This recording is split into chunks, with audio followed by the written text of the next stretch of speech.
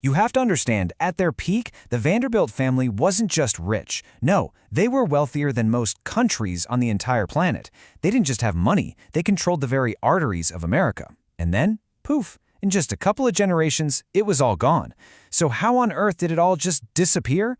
Well, that's one of history's greatest financial mysteries, and we're about to unravel it. So yeah, that's the big question, isn't it? How does a fortune that literally built modern America simply evaporate? But you see, this isn't just a story about dollars and cents. Not at all. It's a really powerful cautionary tale about what happens when a family's wealth gets way, way bigger than its wisdom. All right, so to really get how this all went so wrong, we got to go all the way back to the start. Back to the man who built it all from absolutely nothing. Before the mansions, before the scandals, there was just one person, Cornelius Vanderbilt. You probably know him better as the Commodore. I mean, just look at the sheer, relentless ambition here. Cornelius didn't inherit a dime. Born in 1794, he started out as a teenager with a single ferry boat. By his 40s, he had systematically crushed all his rivals in the steamship industry, and then, get this, by his 60s, he makes his brilliant pivot to the future, railroads. He ends up taking control of the most vital infrastructure in the entire country. And what did all that work get him? Well, this. By the time he died in 1877, his fortune was worth over $200 billion in today's money. Just let that sink in for a second. This one guy, by himself, amassed more wealth than the U.S. Treasury had. But here's the crucial part. This is the decision that really set the stage for everything that was about to happen. You see, the Commodore, he lived a simple life. He distrusted luxury. He saw wealth as a tool for building, not for pleasure. And because of this, he made a fateful choice. He left almost the entire empire to just one of his sons, the only one he believed actually understood this principle.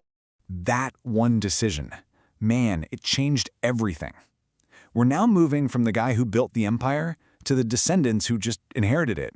And as you're about to see, their priorities could not have been more different. So the Vanderbilt heirs, they grew up in a whole different world, a period we now call the Gilded Age. This was a time in New York high society where your worth wasn't measured by what you built, but by what you could show off. Status was everything, and money, well, money was just the fuel for this spectacular public performance. And I mean, this performance was completely over the top. They weren't just living in luxury, they were in a constant competition with each other. We're talking about building mansions with 130 rooms, so huge they needed staff just to open and close the doors every day. They'd throw parties for a single night that cost millions in today's money. One of them even built his own private train station right next to his estate. So you see the problem here, right? The first generation was obsessed with building a financial empire. The next generations? They were obsessed with performing for society. The entire mindset had completely flipped. And now, the money wasn't growing anymore. Oh no, it was leaking out, and fast. And all that spending, well, it leads to one place, doesn't it? The Great Collapse. Because while the family was busy putting on this incredible show for the world, the foundation of their wealth was quietly crumbling right out from under them. You know, the downfall wasn't one single event. It was more like a perfect storm of catastrophic failures. First, they completely ignored the core businesses, the railroads that made them rich in the first place. Second, they had zero reinvestment mindset. Money was for spending, not for growing. Third, when the U.S. government brought in things like inheritance and income taxes, they were totally unprepared. And all of that led to step 4, selling off priceless assets just to pay the bills. And just think about the massive opportunity cost here. While the Vanderbilts were arguing over who had the grandest ballroom, new titans of industry were rising up in oil, in steel, in technology. The Vanderbilts were nowhere to be seen because their focus wasn't on the future of the economy, it was on the society pages of the newspaper. And it all happened so fast. In 1877, they were at the absolute peak.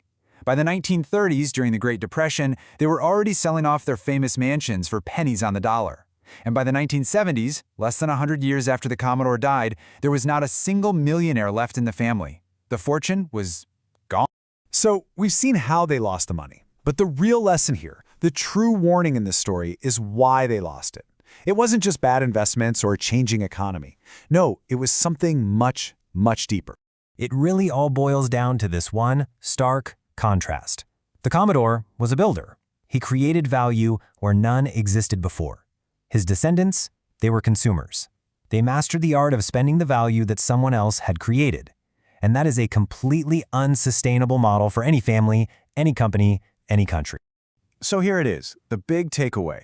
The Vanderbilts didn't lose their money because of bad luck.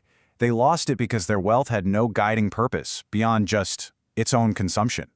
It was a powerful tool with no instruction manual, and in the end, it just fell apart. And that, right there, was the ultimate failure. The Commodore passed down all of his assets, but he completely failed to pass down his why. No one ever taught the next generation why this incredible fortune even existed. What was it for? Was it to build, to innovate, to serve society? Without an answer to that question, it was just a giant pile of cash waiting to be spent. And that leaves us with this final thought. Money is just a tool, like a hammer or a saw.